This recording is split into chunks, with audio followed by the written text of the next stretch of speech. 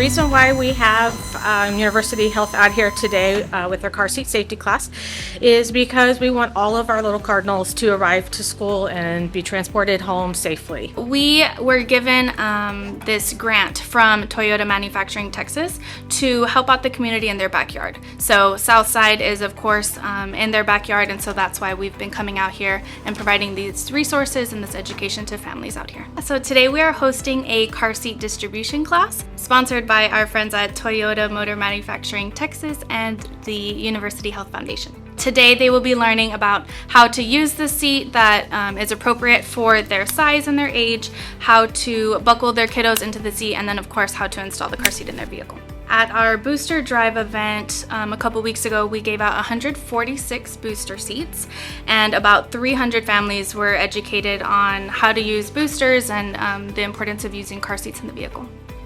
We're excited to be here and excited to help out the community and provide these safety resources to the community out here.